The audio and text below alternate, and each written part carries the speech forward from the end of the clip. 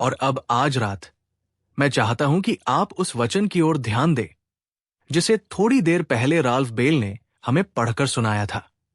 उन्होंने सांत्वनादाता, कंफर्टर के बारे में बात की। यह शब्द एक यूनानी भाषा के शब्द से आया है।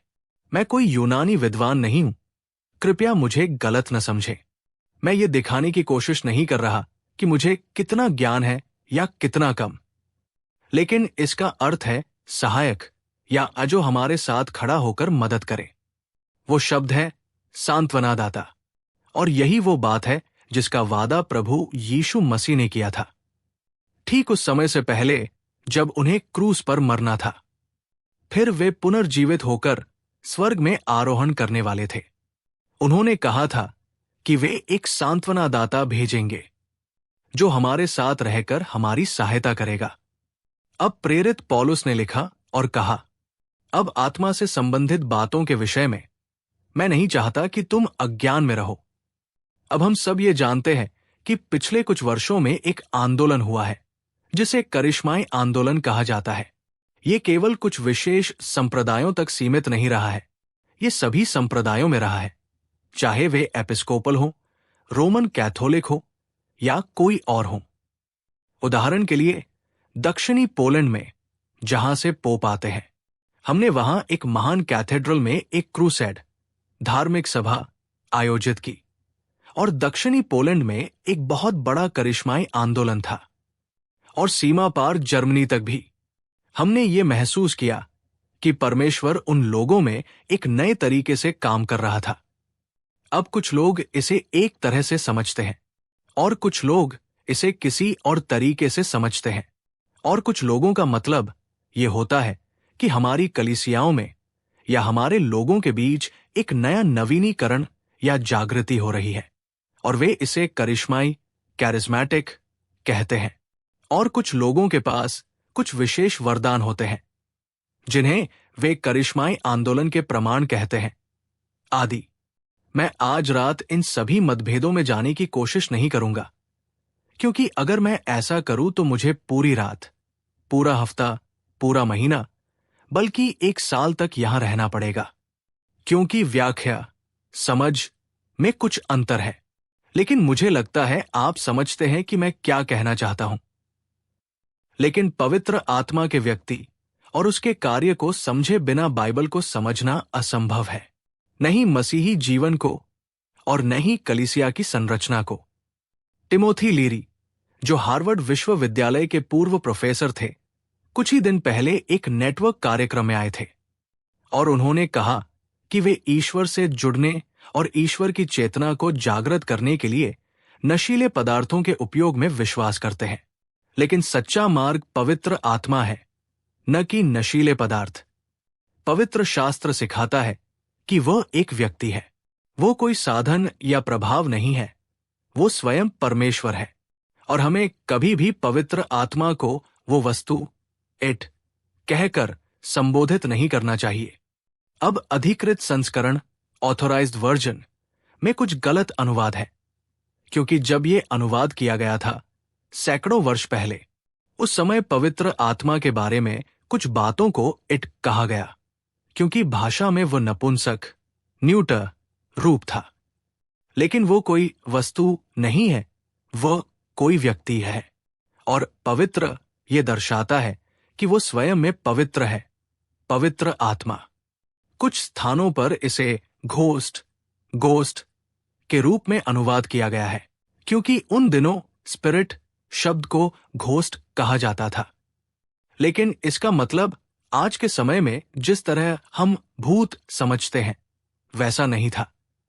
जैसे हॉलीवुड की किसी फिल्म में भूत आ जाता है, वैसा नहीं। यहां स्पिरिट शब्द का उपयोग शरीर और भौतिक चीजों के विपरीत किया गया है। अब बाइबल सिखाती है कि पवित्र आत्मा परमेश्वर पिता और परमेश्वर पुत्र के समान है, एक त्रिएकता, त्रिमूर्ति है, परमेश्वर पिता, परमेश्वर पुत्र और परमेश्वर पवित्र आत्मा। और कोई भी इसे पूरी तरह समझा नहीं सकता। ये उस छोटे लड़के या छोटी लड़की जैसा है जो अपनी कक्षा में थी। वो तीसरी या चौथी कक्षा में थी और उनसे पूछा गया कि आप में से कितने लोग बिजली को समझा सकते हैं। तो एक छोटी लड़की ने अपना हाथ उठा दिया और शिक्षक ने कहा, ठीक है, तो बताओ बिजली क्या होती है। छोटी बच्ची ने एक पल सोचा, होंठ काटे और बोली, मैं भूल गई। तब शिक्षक ने कहा, अफसोस की बात है, क्योंकि इसे जानने वाली तुम ही अकेली थी। हंसी। अब बाइबल सिखाती है कि पवित्र आत्मा सर्वशक्तिमान है। सर्वशक्तिमान शब्द का अर्थ है सब कुछ करने की शक्ति रखने वाला। मीका 3:8 में लिखा है, मैं प्रभु की आत्मा से शक्ति से भरा हुआ हूं। फिर बाइबल यह भी कहती है कि पवित्र आत्मा एक ही समय में हर जगह उपस्थित है। मैं तेरी आत्मा से कहा जाऊं और तेरे सामने से कहा भागूं। भजन संहिता 139:7। आप कहीं भी चले जाए, पवित्र आत्मा से बच नहीं सकते।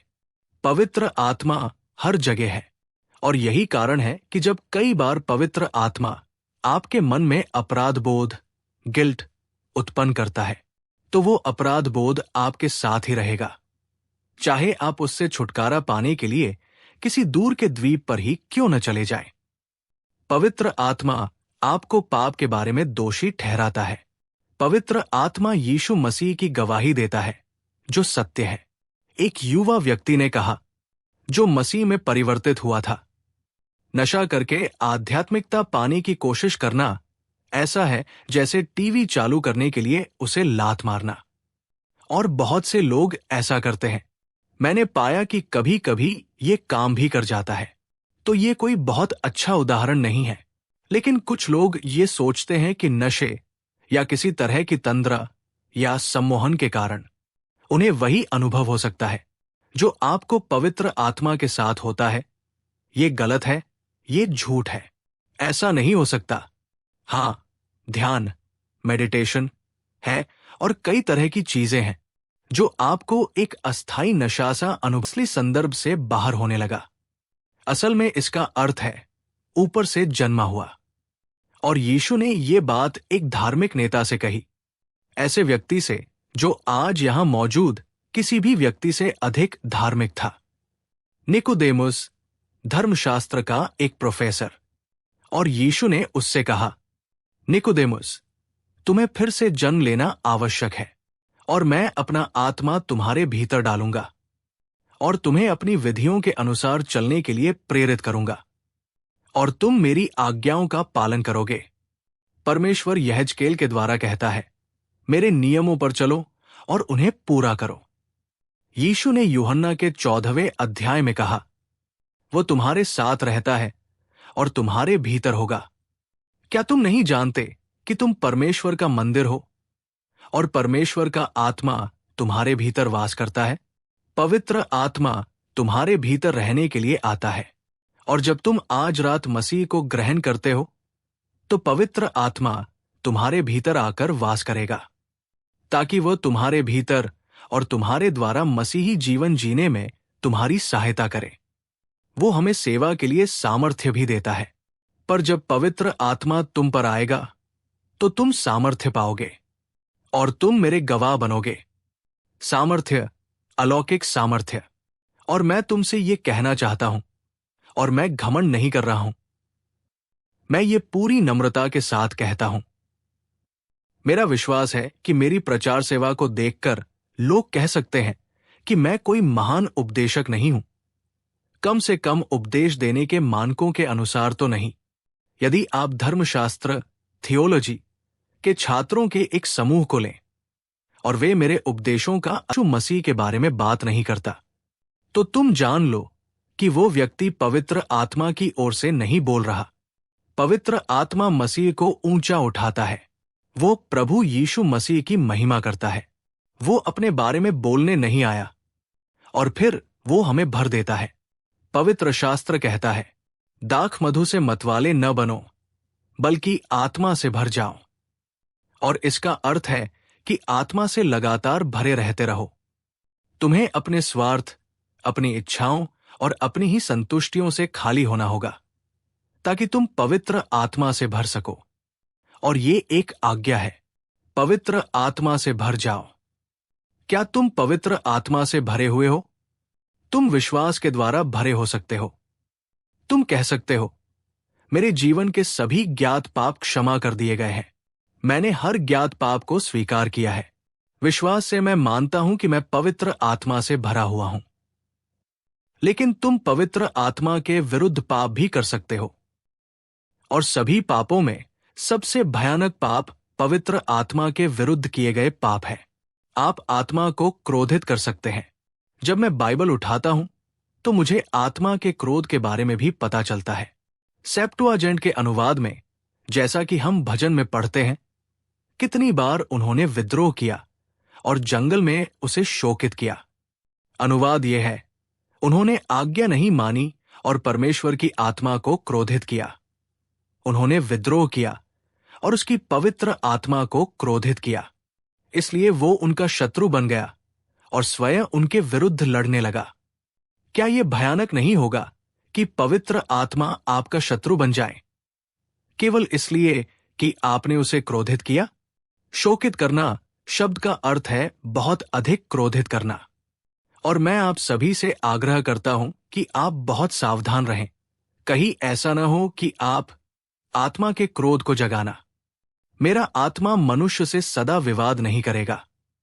परमेश्वर ने उत्पत्ति 6 में नूह के दिनों में यह कहा था, और परमेश्वर का आत्मा संघर्ष करना बंद कर गया और जल प्रलय आया और 8 लोगों को छोड़कर पूरी दुनिया नष्ट हो गई।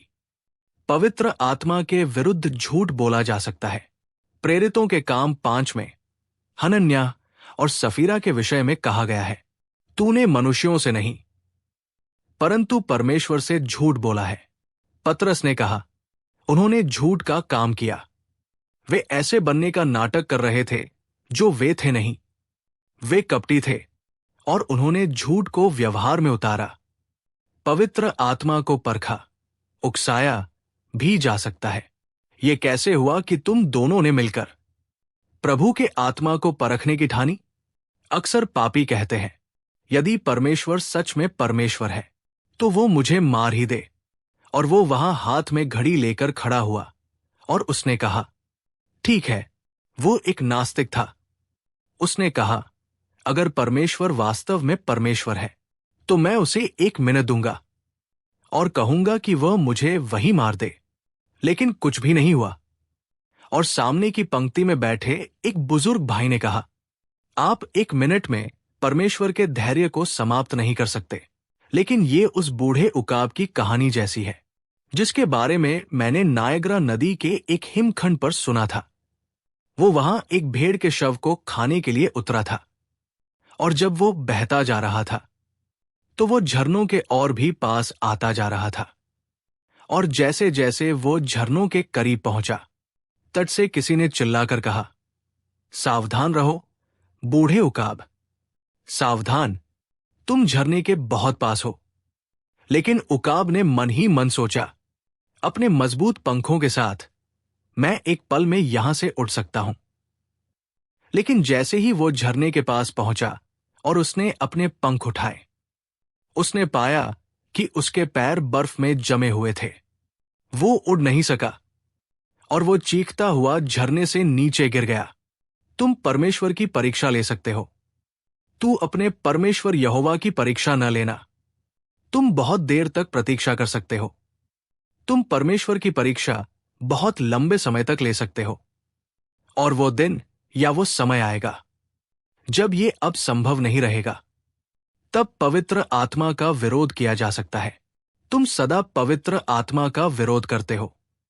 जैसे तुम्हारे पूर्वजों ने किया, वैसे ही तुम भी करते हो। तुम पवित्र आत्मा का विरोध कर सकते हो। और आज रात तुम में से कुछ लोग जानते हैं कि तुम्हें मसीह की आवश्यकता है, लेकिन तुम पवित्र आत्मा का विरोध करते आ रहे हो। पवित्र आत्मा, ये आत्मा के विरुद्ध पाप है। पवित्र आत्मा का विरोध करना एक बहुत गंभीर बात है।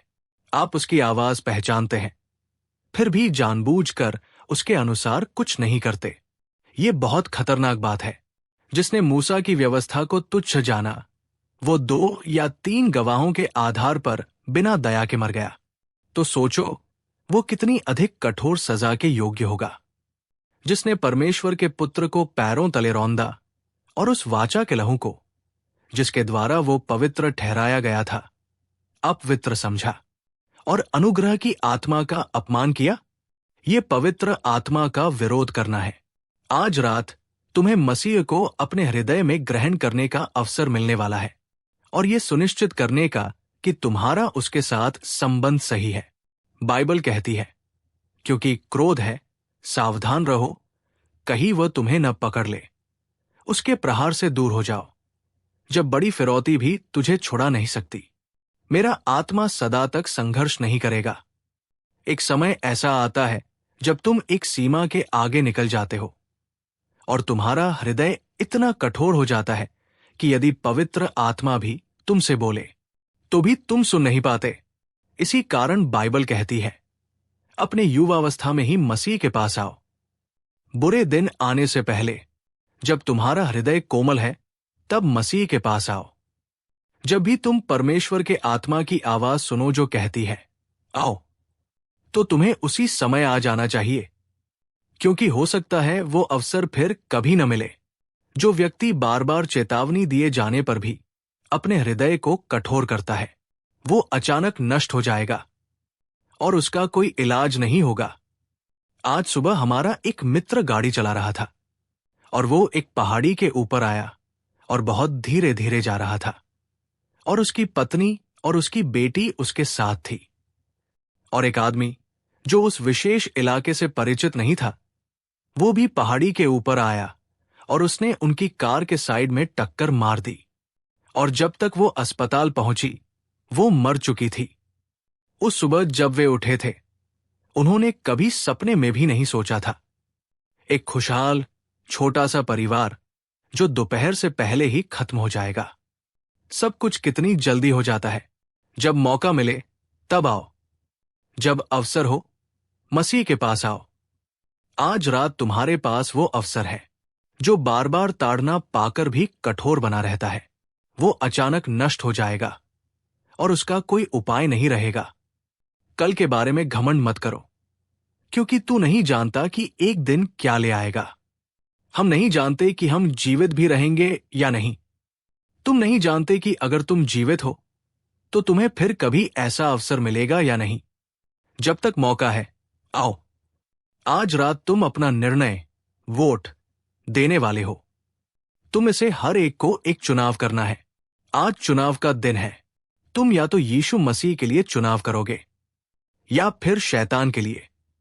यीशु तुम्हारे साथ है, पवित्र आत्मा तुम्हारे भीतर है। तुम पूछते हो मुझे क्या करना है? 3 बातें हैं। पहली बात, तुम्हें पाप से पश्चाताप करना होगा और पवित्र आत्मा तुम्हें पश्चाताप करने में सहायता करेगा।